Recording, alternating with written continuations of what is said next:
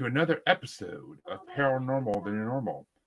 I am your host, as always, Jeremy, trying to pick up all the weed that just fell out of my pipe onto the floor. And I am here once again to try to make the world seem a little more normal. But as always, that's a hard stretch. And today, I don't think we're going to do that, honestly, but we'll try. I am joined, as always, by a guest. And my guest this show is Shawn Wickens, who is the host of the Stoner Morning Show. Did I get that right? Yes. And he is also an author who wrote a book that we will get into in a little bit. But first things first, how you doing tonight, Shawn? I feel good. No complaints that I care to share. Well, glad to hear it. Yeah. So, my first question to every guest in this show always is, what got you into the paranormal / spiritual world? I think it was an overexposure to science fiction when I was a kid. And I'll also credit those. Do you remember, I think it was in the 90s, there was all these commercials for Time Life books that were the paranormal stuff. And it was you could get the Loch Ness Monster. You can get a book about crop circles. You could get a book about astral projection. I think I've always just been a healthy skeptic in that I'm interested in these things. I'm aware that they could be real. I don't necessarily know what I believe, but I'm open to possibilities. Well, I like someone who is willing to open their mind and try to imagine these things are real. Yeah. Did you get all of your weed?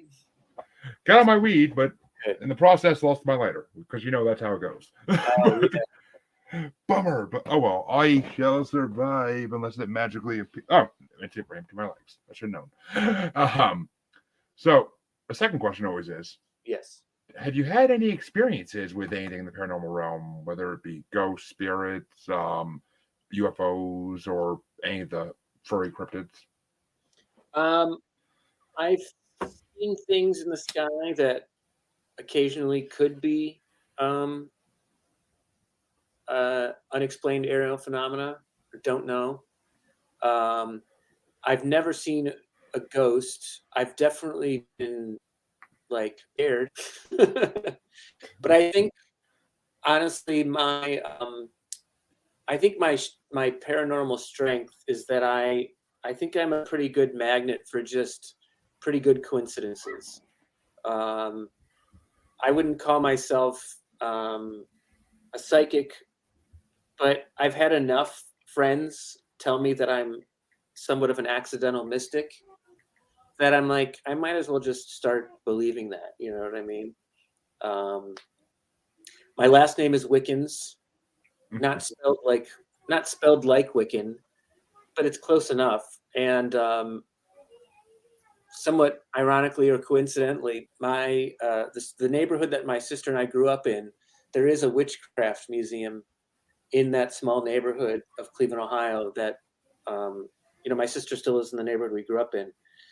I mean, so that's kind of an interesting thing. We're both interested in that realm. But I think I just sort of invite enough interesting coincidences. I've had random psychic mediums come up to me and give me readings. Some of them have been very, enlightening. So, and I think I'll share one last interesting anecdote, which relates to the book that I wrote. That will be, well, I proofread it too, but I'm also a comedian, and I've written jokes over the years that have somehow ended up coming true. And I'll share with you one example. I used to tell a joke that I don't meditate, but I do visualize myself telling people how much meditation has changed my life, which is kind of the same thing.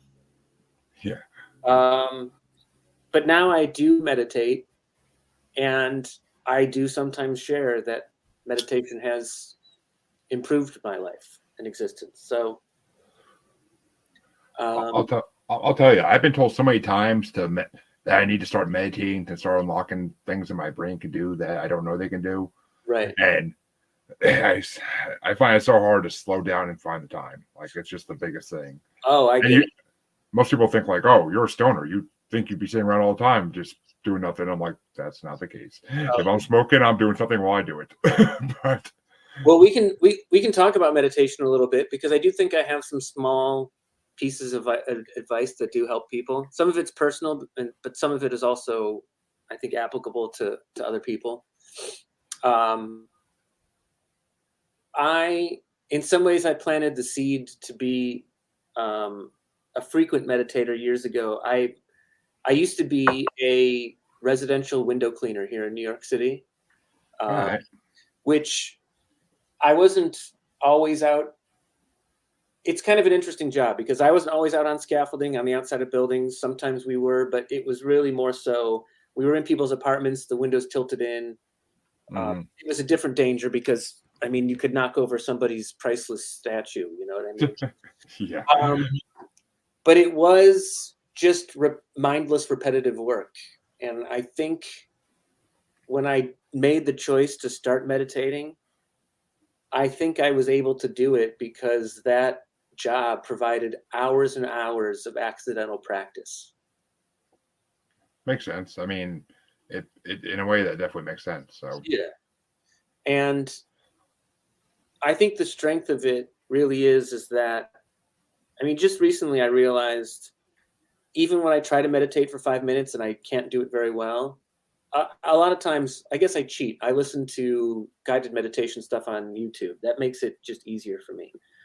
But if I do a 5 or 10 minute meditation and I feel like my mind was wandering and I wasn't really relaxed and in the moment, I at least tried, and I never have an experience that's so negative that I have quit. I've still stuck with it. So in some ways, the difficult moments of trying to meditate makes you stronger for doing it when it works. Yeah, I get that. It makes sense. I mean, I just got maybe I should try the YouTube thing with the guided meditations. I even have a few websites that past guests on the show have given me like their site and told me like there's a few free ones on there if you want to check them out, like and try using them. But do you have trouble sleeping routinely? No, I sleep like a freaking rock every night. I mean, I'm usually stoned, or drinking, but yeah. I'm a pretty good. I'd call myself an A+ sleeper as well, but I do often listen to stuff at night to help me sleep, and I think it helps me in those moments when I'm awake and I'm listening to guided meditation stuff. So try listening to stuff at night. Maybe it might sort of click with your subconscious to make you more ready to do it when you're awake. Yeah, all right. I should. Maybe I will. Maybe I shall. Yeah. Which, I mean, I'll have to find a way to do it because my wife would kill me if I had that stuff playing while she's trying to sleep. But I mean, trust me, you don't disturb her sleep or you get the claw. But yeah, oh yeah.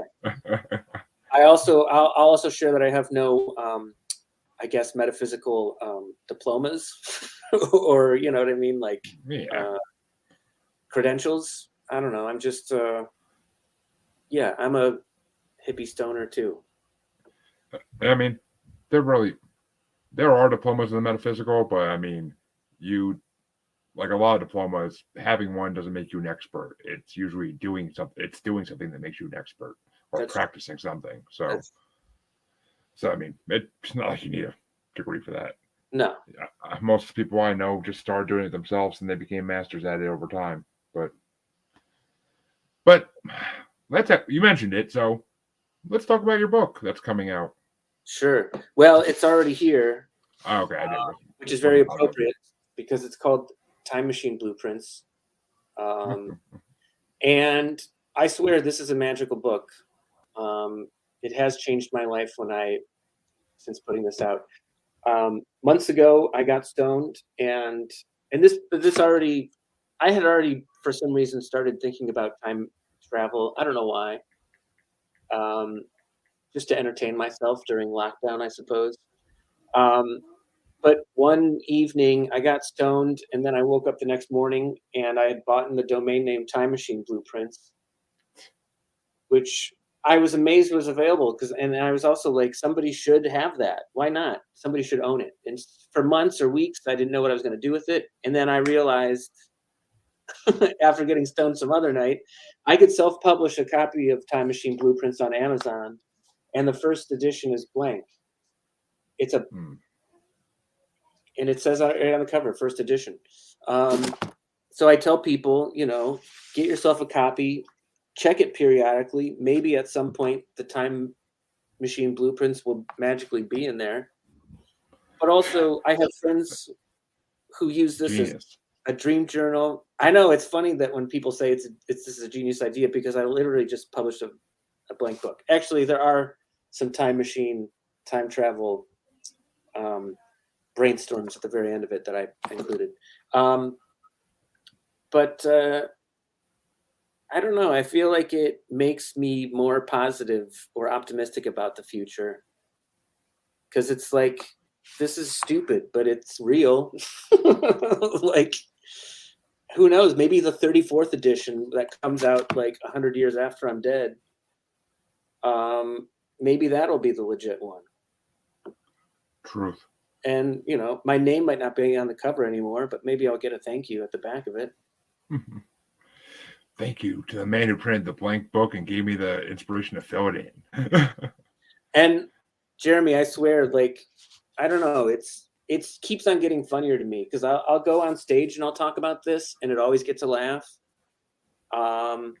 Recently, I realized that I self-published by accident a prequel to H.G. Wells' Time Machine, because before that character had to build the time machine, he had to sketch out time machine blueprints, and so this is the prequel to that book.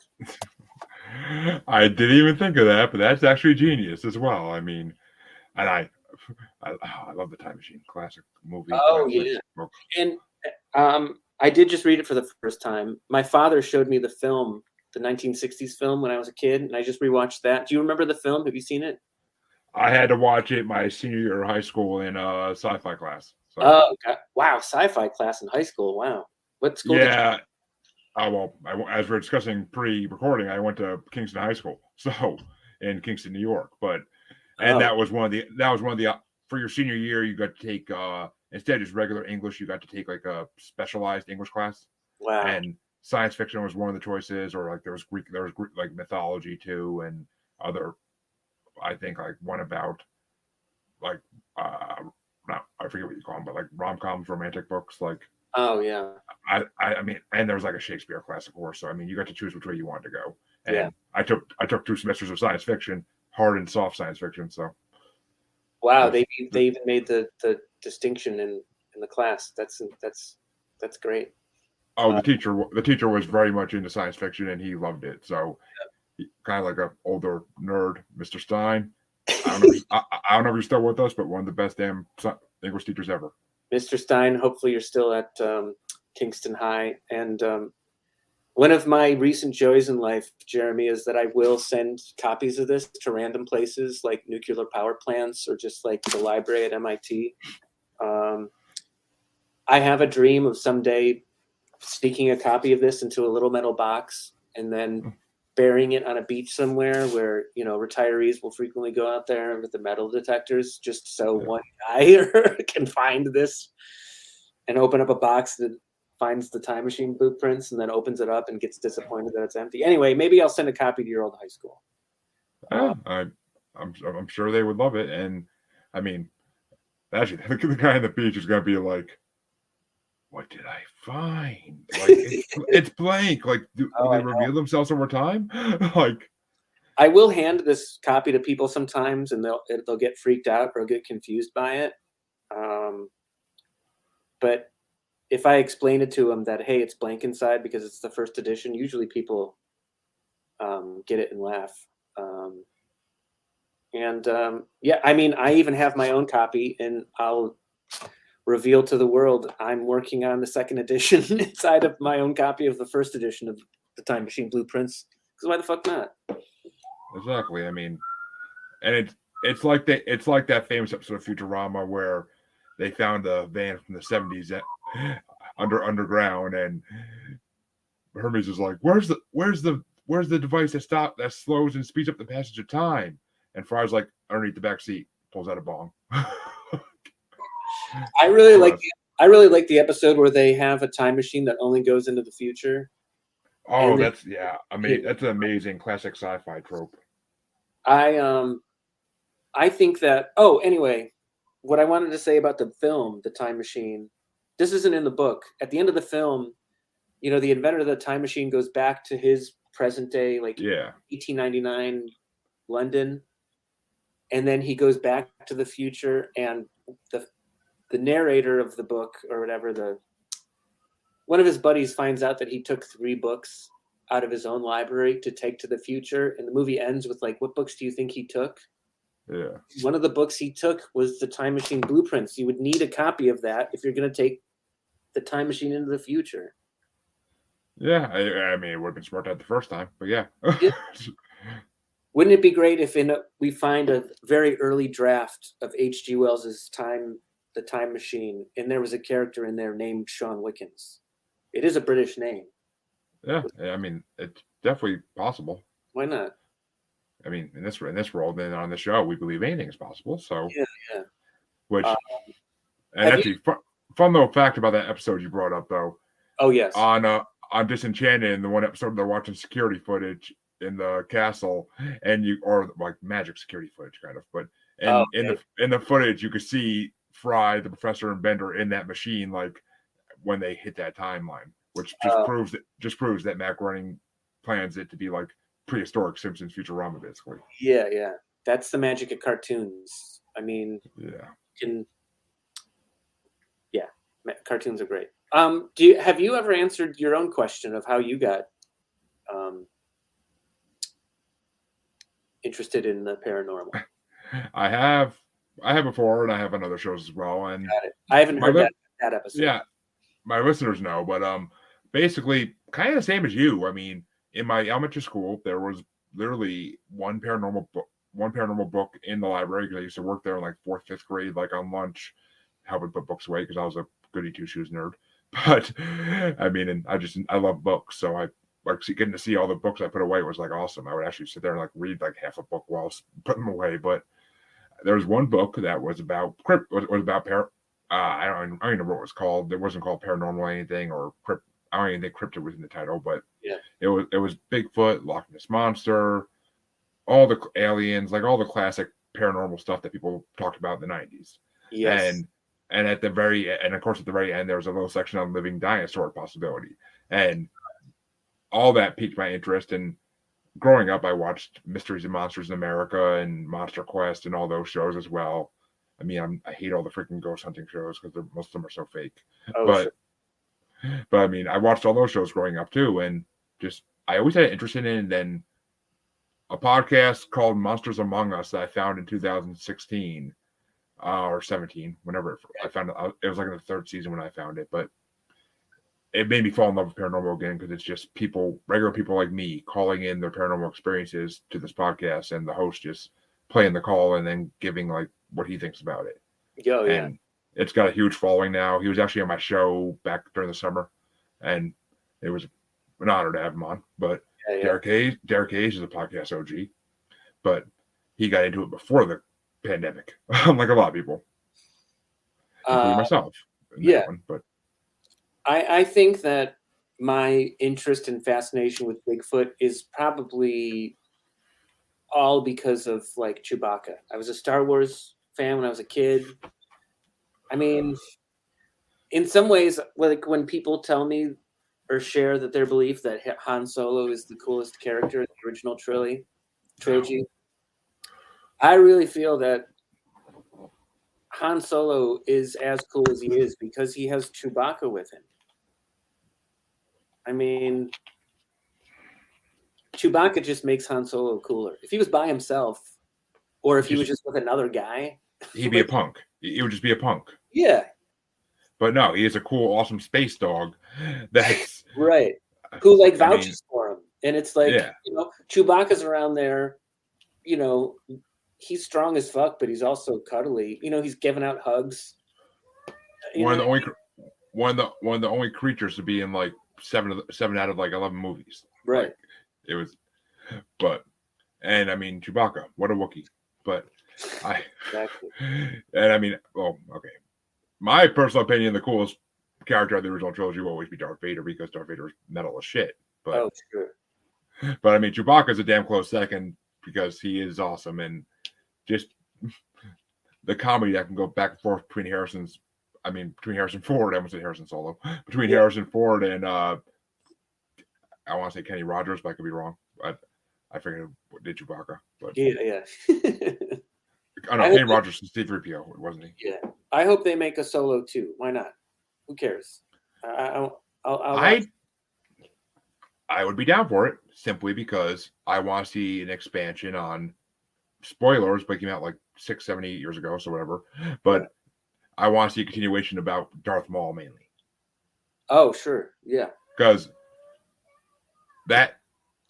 any real Star Wars fans know that Darth Maul is the coolest one of the top 3 coolest characters in all of Star Wars. He's pretty because bad. he is in every iteration of Star Wars besides the original and sequel. Yeah. In all the TV iterations, he's in it at some point because his storyline never ends from Phantom Menace on to freaking till he actually gets killed by Obi-Wan in the desert right before New Hope. But oh yeah.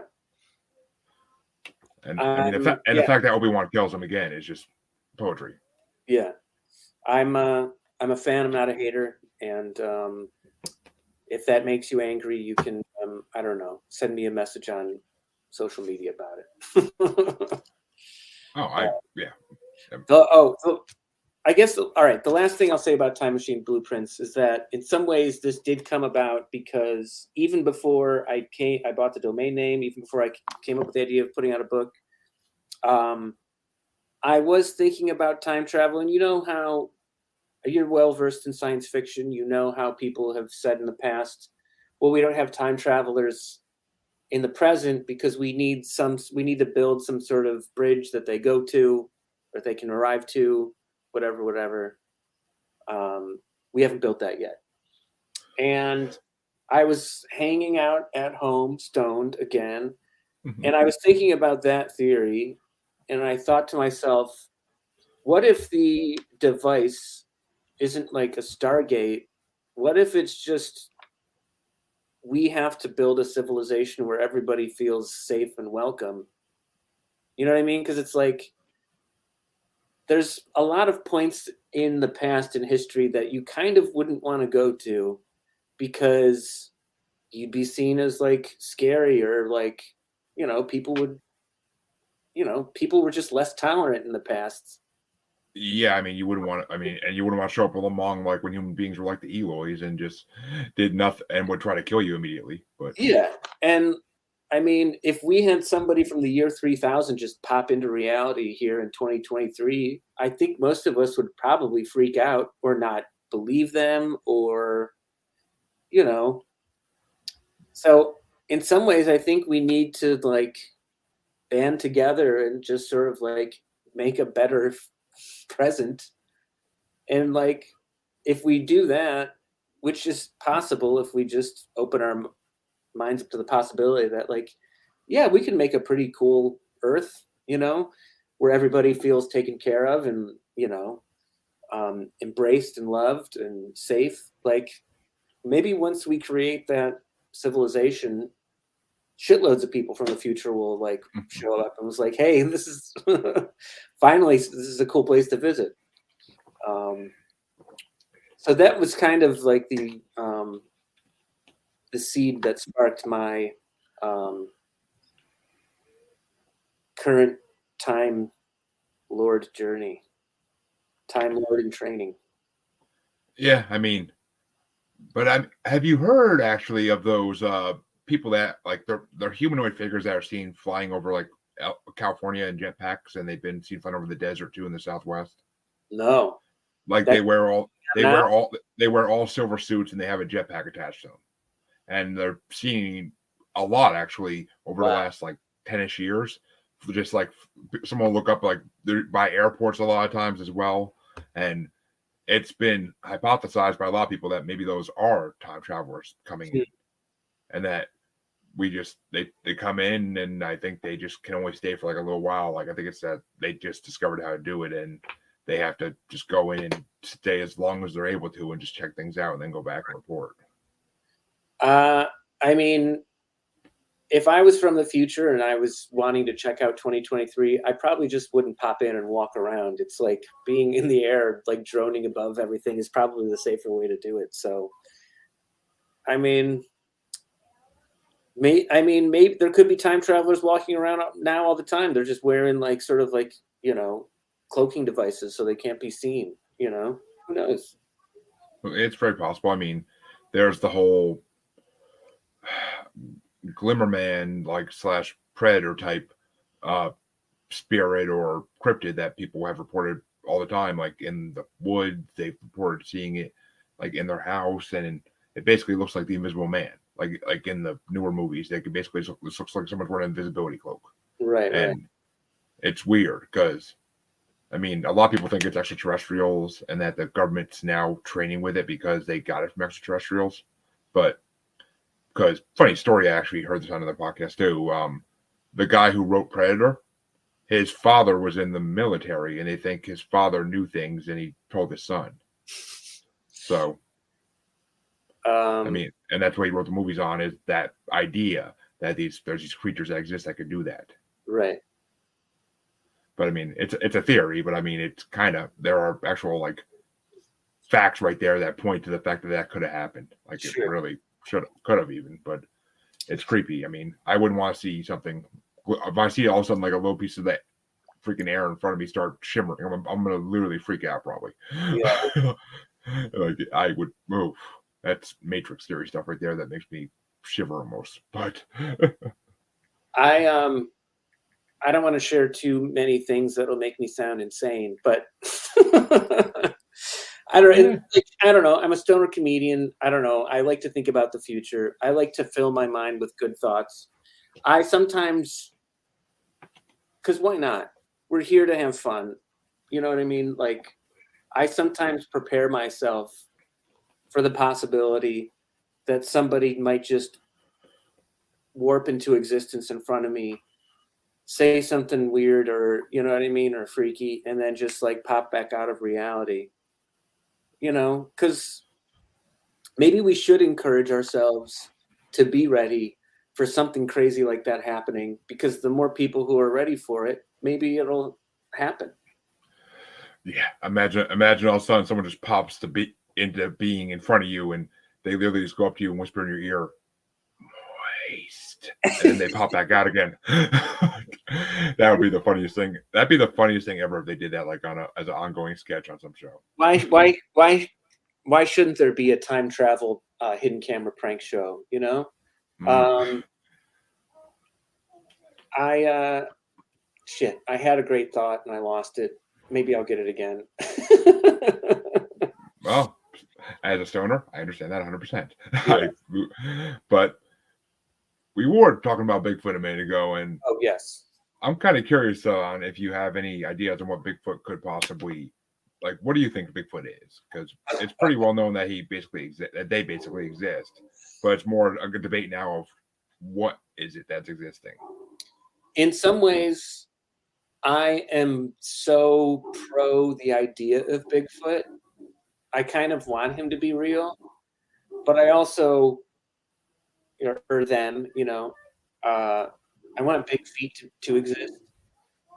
But I feel maybe we shouldn't be looking for them, because if they don't want to be hidden, maybe we should respect their wishes and just not look for them. So, but I do kind of want to know if they're real or not. So I came up with a documentary idea where I take a bunch of friends in the woods and I tell them that we're not going to look for Bigfoot, and we just hang out.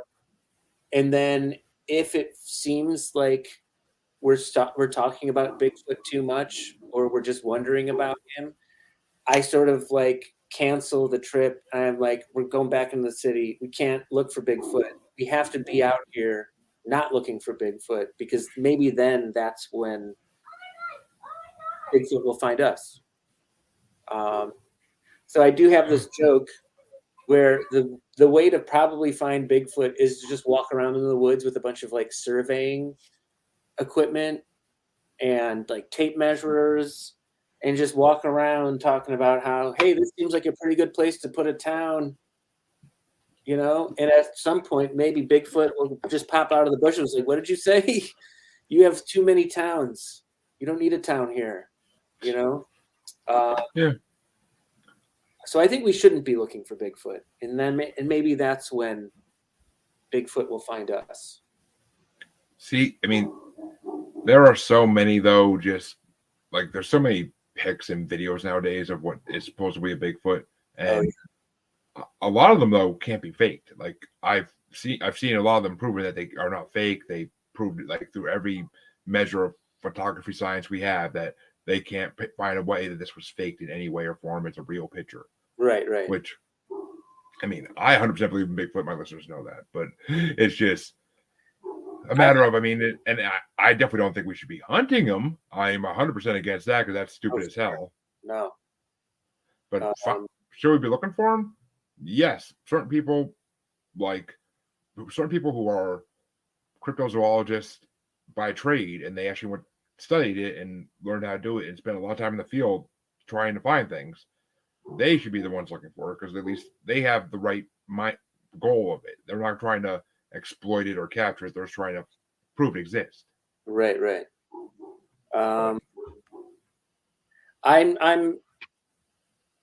know this. I shouldn't say no for sure, but I have a pretty good feeling if we ever meet aliens, we can probably ask them if Bigfoot is real, and they'll be like, yeah. Like maybe that's the first thing we could ask them if, you know, hey, can you fix global warming? And also, can you introduce us to Bigfoot? Why not? See, well, one, they're going to say right away, like, global warming, that's been going on Earth since the beginning of time. It just goes through cycles. Sure. So they're going to say, we can't do shit about that. That's your problem. I think they can fix it. I don't know. I think they can. I give aliens a lot of credit. Why not? I do too, for a lot of reasons, but I watched some space documentary recently. I think it was like on some BBC thing that was available on Netflix. But they were talking about how the universe is expanding, and galaxies, and the universe is expanding and it's accelerating, and eventually the galaxies are going to be farther apart, and they're going to be traveling so quickly away from each other, it will probably be impossible to reach other places. And in some ways, I felt like that's a self-limiting belief on a species level. Because it's possible, I don't know, 1,000 or 2,000 years in the future, maybe we will master interstellar travel, and maybe the fact that it's going to be harder to reach these places and we will be able to do it, it's just going to be then more of a triumph. So God bless weed. I really feel like, and meditation, because I don't know. Amen.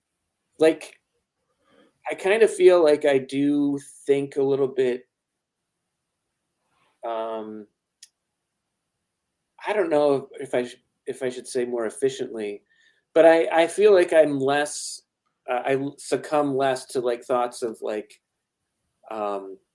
shame and self-loathing, and I think it helps me to think more optimistically about the future. You know what I mean? Does time travel sound cool? Yes. Would I like to experience it? Sure. If I don't get to, will I feel like my life is a waste? No. I got to put my name on a book that, hey, maybe future generations will find this and be like, I think I can work on this. I think I can tackle this problem. So I think it's I think we shouldn't bog ourselves down with like thoughts of how shitty the world is. I mean, yes, there's shit in the world, but I think we're also capable of doing some pretty incredible things. So that's kind of why I put this out there as well. Yeah, I mean, I agree as far as all that. Pretty much everything you said, I agree with. But as far as Bigfoot goes, yes, all right. No, it's all good. Global warming is a good topic to get on always. But as far as Bigfoot goes, I mean, I have a theory. In the last podcaster, I told this theory. Like she literally had her mind blown for like 2 weeks after it, like trying to, like she kept adding more things to it and finding more like lines that connect in it. But I have a theory that Earth is a alien prison planet that was built by aliens. Yes. And then basically it's built by aliens, and at that point they start putting all their they have like a UN or a dupe, if you want to go back, keep going Futurama references, but or Galactic Council, whatever you want to call it, and it's just basically all the different species, and any species that they deem is too dangerous, they put on Earth. Hence Bigfoot, hence sea/lake monsters. Yeah. Hence, I mean, sharks. Alligators, polar bears. You don't want to fuck with a polar bear. I see certain things like polar bears. I can't add to that because it's just they can prove where that came from in evolutionary stances. But I mean, like Bigfoot's like the Bigfoot and Dogman are like kind of the centerpiece of it all, because that will explain where both these species that have tons of encounters reported for both of them. Like even if half of them are fake, it's still a lot of encounters. Right. And it just would explain all that. It would explain a lot. I mean, I'm not gonna go fully into it again because my listeners have heard it, but basically, but it also explains why there's UFOs, because those are wardens that watch over Earth. Sure. Or tourists to check out the zoo exhibits. Exactly that. Exactly. I mean, exactly. That's the point as well. But I mean, it's just there's, and like the last podcast I told this from Be Afraid of the Dark podcast. She literally, like 2 weeks later, I was on another show with her, and she's just like, "I'm still adding things to your theory that make sense," and I was like, "See, I knew I was onto something," but I mean, it just wouldn't make sense, honestly. Yeah. Or the other way that theory can go too, really just quickly, is instead of them building Earth, they found Earth and they killed off the dinosaurs so that they could put prisoners here. Well, it's nice that they got rid of the dinosaurs, because we'd be fucked even harder if they were around. So. Oh, they missed a few if you talk to people in the paranormal world. Yeah. But I mean, other than that, I mean, yeah, it's very true. I mean, yeah, it could be true. We don't have to worry about walking down the street and getting mauled by raptors, which is, I mean, knock on wood. That's pretty. So they did something all right. If you lived in the jungles of Chile, you would not be saying that probably. But maybe not. Maybe I'll visit someday, but I don't know if it seems too scary. I might not want to go there.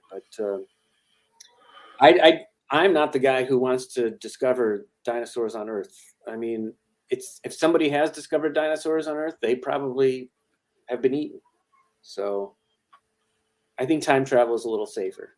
I will share that I have friends who have said, "Hey man, you can't be fucking with the timeline. You might be inviting some pretty bad like paradoxes or something like that." And I don't know if I think it's also a self-limiting belief that if we fuck with the timeline, we're going to break it, because I'm not a physicist, but we can manipulate gravity, but we can't break the equation of what gravity is, like 9.8 meters a second squared or something like that.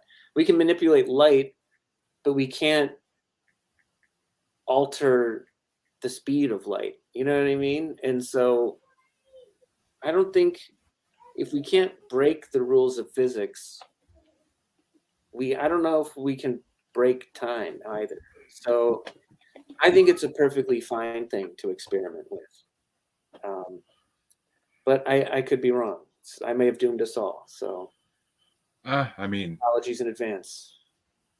I, I mean, I'm not sure. The butterfly effect could be a really true thing, and I mean, it really could. It depends if time is singular or if it's cyclical, Sure. or I mean, there's a But lot of different.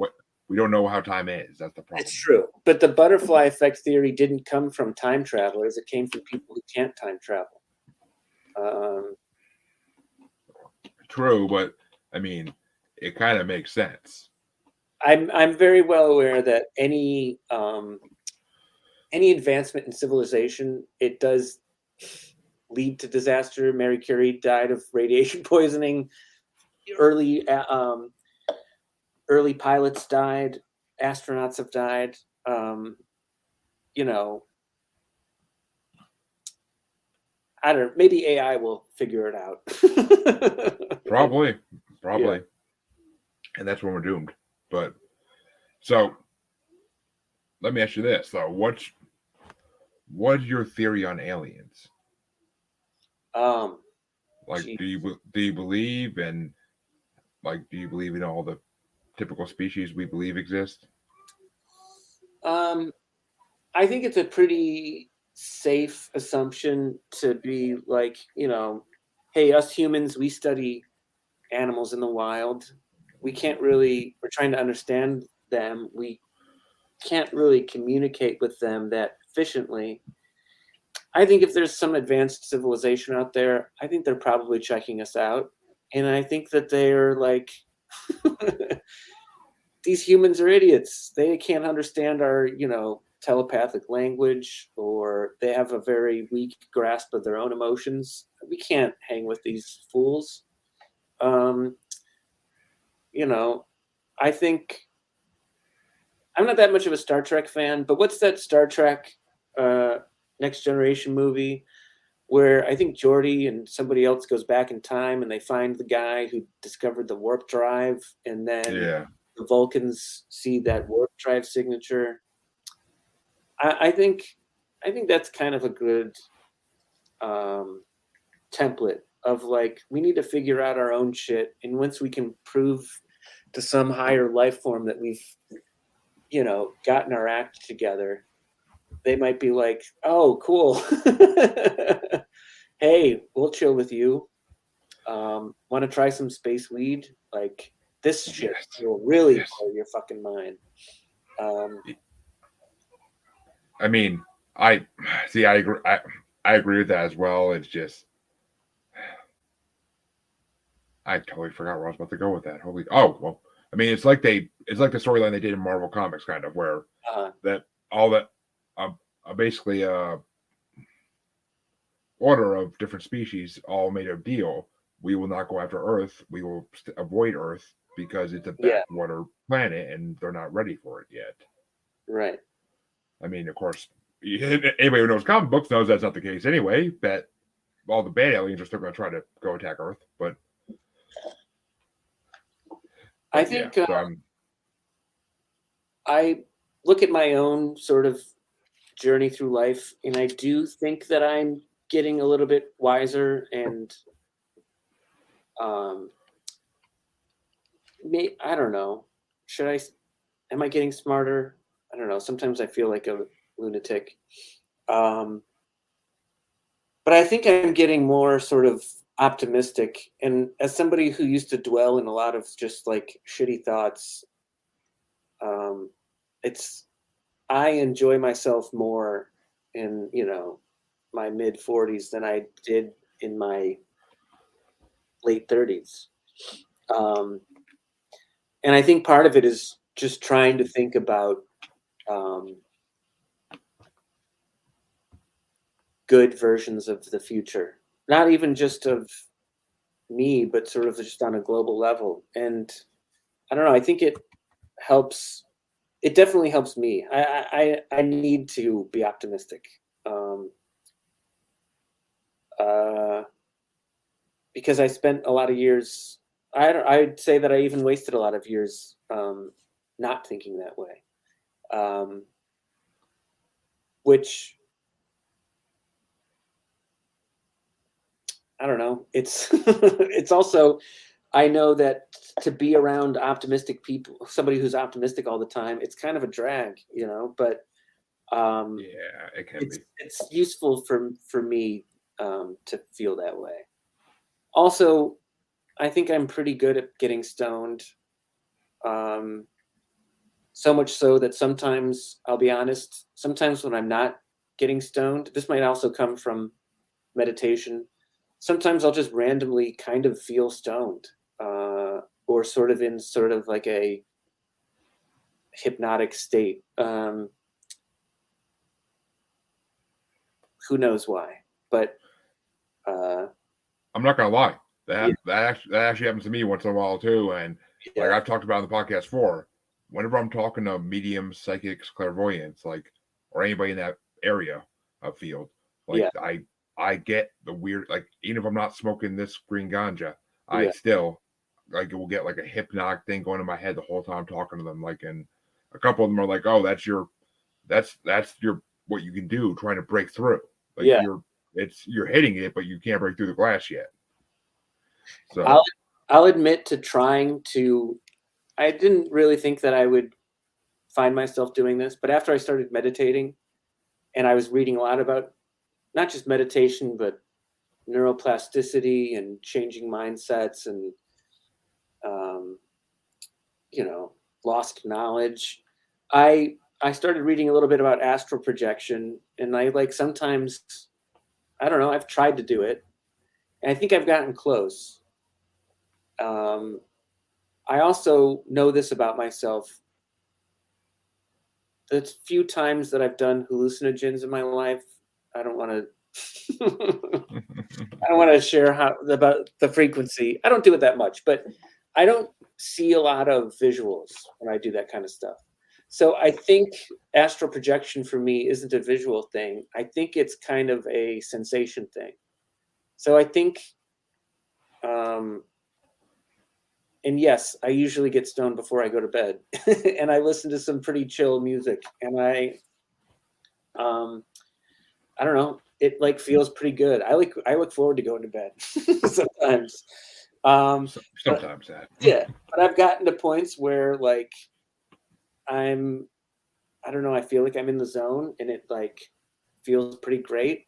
And I'm like, well, this isn't maybe astral projection, but it's sort of like an other body experience, not an out of body experience, but um, an enhanced physical experience. So I feel like I have astral projected in the way that I am capable of doing at this point in my life.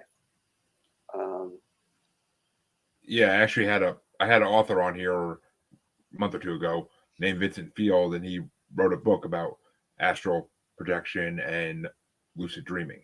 Yeah. So I mean, it's a trippy thing, like the whole world of astral projection and lucid dreaming. Like both of them are crazy. I mean, lucid dreaming itself is just insane, like what you can do and what you Yeah. see. It's just like I don't know if I'd want to do it even. Like Yeah.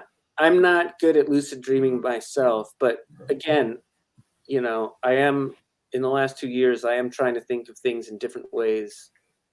In some ways, I think I might lucid dream when I daydream. I'm a pretty active, just daydreamer. Sometimes to the point where it's like, Shawn, like, you got to stop daydreaming so hard. You know what I mean? But I think I might, in some ways, lucid exist. Because sometimes I'll just be riding the train, or I'll just be like sitting having my morning coffee, and I don't know, my mind just goes to like weird imaginative places. So there were a lot of times where I was sort of mad at myself that I was like, I can't lucid dream, I can't astral project. Maybe I just do it in a different way. yeah, it's possible. It's very possible. I mean, there's so many. It's such an unknown field that no Right. one can say for sure. There's only one way to do it or not. Sure. But And there's even a part of me that, like, when I was reading about this stuff, I was like, do all these people really astral project? Are they just fucking with me? Um, but I I don't know. I've talked to enough people who have had different experiences from me, not even paranormal ones, just sort of like different life experiences that I'm just sort of, I don't know, it opens my mind to sort of the obstacles that other people have overcome, and the different ways that other people have grown. It's sort of like, why shouldn't I? Why should I doubt when somebody says that they astral project, or they are a psychic medium, or they really hear? What's up, Greg Kos or Kos? What's going on, Greg? Greg, I mean, who am I to doubt people's statements about how they go through and experience life? You know what I mean? Like, I've seen like those kinds of things where psychic mediums are debunked, you know what I mean? But I've also had experiences where I've talked to people and, they have said some things that are shockingly like relevant to me. I've also spoken to a psychic medium who shared some information. It didn't make sense to me. I called up my sister. I was like, hey, listen to what I just heard. And it completely made sense to her. So,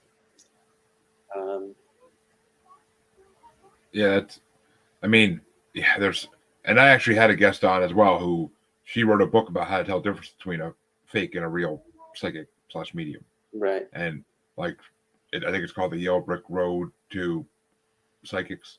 But that's a good title.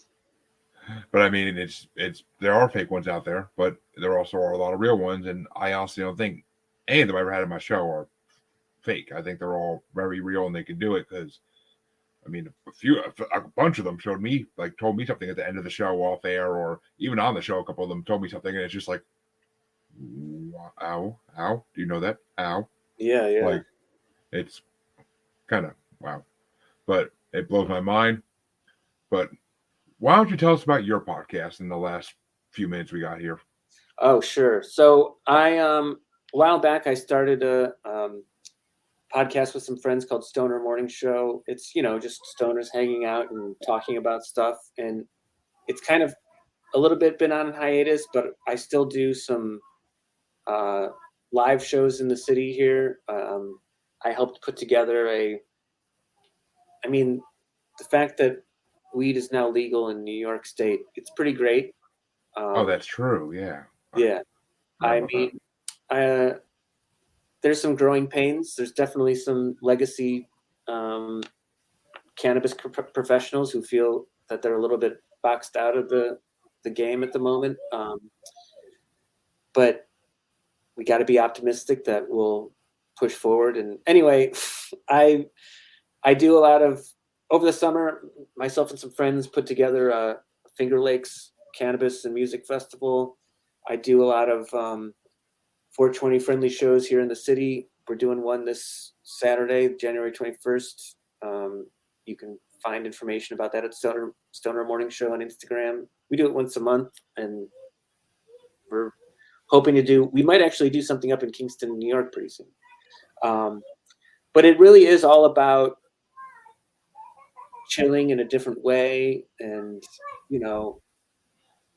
I'll be honest, when I get stoned in my living room and watch TV or movies, like, I usually don't not enjoy things.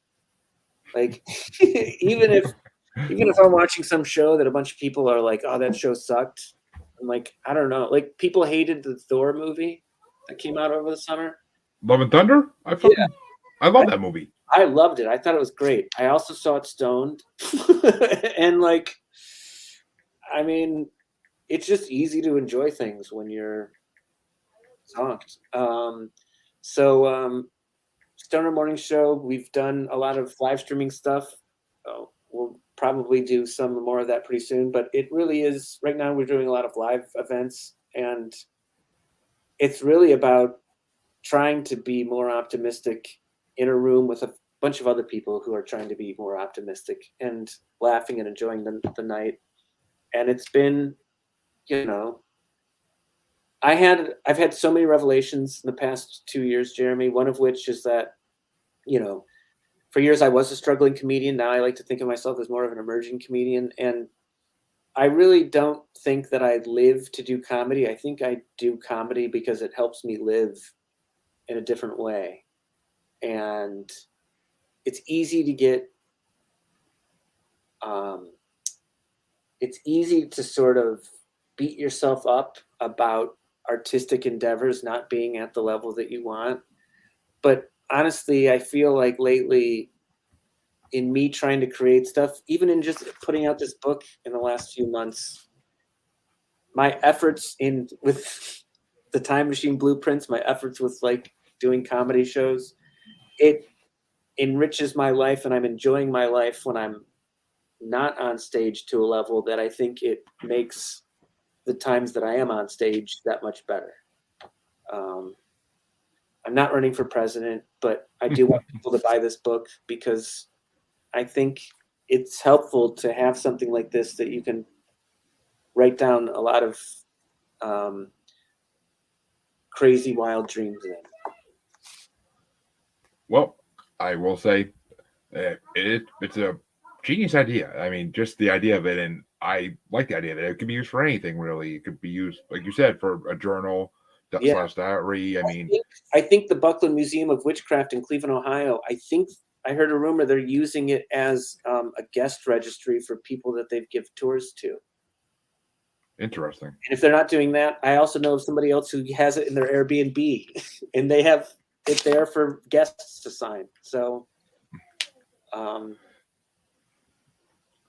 been lucky enough to like travel a lot recently. I went to a friend's wedding in Honduras. I dropped off some copies in Honduras. So there's more and more copies of Time Machine Blueprints getting spread out into the world, you know. Interesting. Yeah. I send copies to random people because why not? I should send one to the White House. Just don't put a return maybe address. Not, yeah, maybe not. Just don't put a return address on it. Yeah, definitely not. Well, actually, you send it to Biden, he might literally run to the next room and be like, "My God, I found it!" But and then they'll open up and see it's blank, and they'll be like, "Oh, Sleepy Joe." Yeah. But yeah, and if you end up in Kingston, New York, please let me know. I'll freaking take a trip home to just see it live, or maybe even join you for part of it. Who knows? Perfect. We'll do. It's only a 3-hour drive. Oh, nice. Yeah. But I definitely want to thank you for coming on today, Shawn. It's been a pleasure having you. A lot of fun, interesting conversation we've had, and I can't wait for it to come out. And so where can people find you and your podcast just to find out everything about you? Yeah, people can Google. You can go to timemachineblueprints.com, but I also encourage people to just Google Time Machine Blueprints, or even just search Amazon for Time Machine Blueprints, because let's get that algorithm interested in the fact that people are hungry for it. But you can also go to Stoner Morning Show on Instagram or stonermorningshow.com. And I don't know. Find me however you want. Just don't do anything weird. Don't pop out of the bushes and tell me you're from the future and not be able to back it up. I don't want. Unless you are a supermodel or something from the future and you need me to save the future kind and populate it, then please come see me, please. I beg you. If it's legit, yeah. But I don't want any fake time travelers messing with my brain. It is fragile. That is true. That is very true. Yeah. Well, once again, folks, go check it out. Go check out Time Machine Blueprint. Go check out his podcast. Check out everything. This man's funny, and you'll enjoy it. I'm definitely going to be checking some of it out. And all my listeners know you can find me on Facebook as Paranormal the New Normal / Maniacal Music Musings Podcast with an S group. You can find me on Twitter and the Gram as at Juggalo Bastard. You can find me on TikTok at Juggalo Bastard Podcast. And you can find me on YouTube just by searching Paranormal the New Normal. I want to thank Shawn for coming on once again. It's been a freaking honor to have you on. And thank you, Jeremy. And maybe we'll have to have a part 2 someday and continue the conversation. But yeah, there's going to be a second edition, so it'll be out there at some point. Well, definitely hit me up when that comes out, and we'll dive in and talk about what you added. Actually, We'll do. Thank you, listeners. Have a good night.